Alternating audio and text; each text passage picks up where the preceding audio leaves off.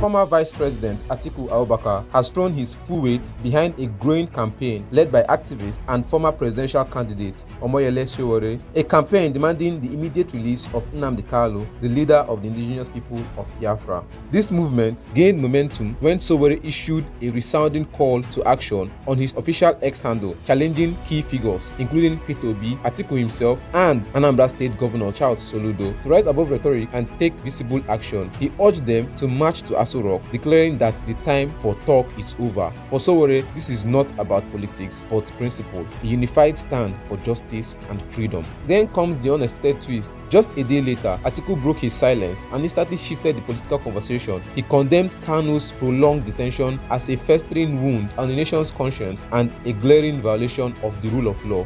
Atiku denounced the government's refusal to obey court orders, granting Kanu bail, calling it an abuse of power and a direct assault on justice. With that, he voiced full support for Sowore's campaign, warning that Nigeria risks its moral integrity if it continues to ignore the issues. Adding to the growing voices, Senator Enyinaya, during a visit of the president to Abia State, also appealed to the president to release Nnamdi Kanu.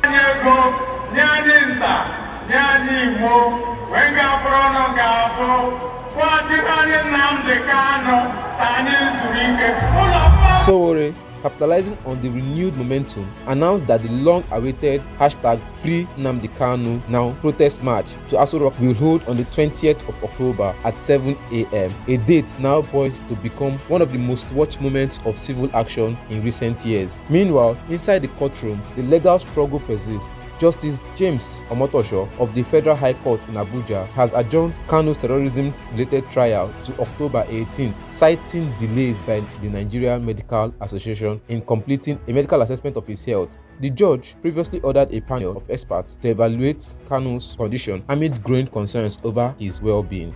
For millions of Nigerians, the Nnamdi Kanu case is more than a legal matter. It's a reflection of deeper national questions about justice, equity, and self-determination. His movement has for years pushed for an independent Biafran state, a cause that continues to inspire loyalty among supporters and controversy across the federation.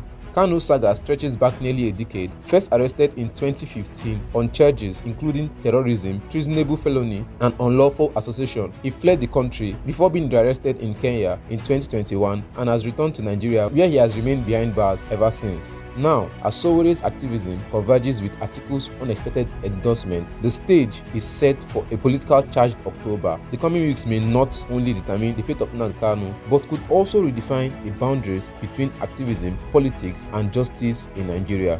Will this unlikely alliance between Sowore and Atiku finally tilt the scales towards Kanu's release, or will it expose even deeper division within the country?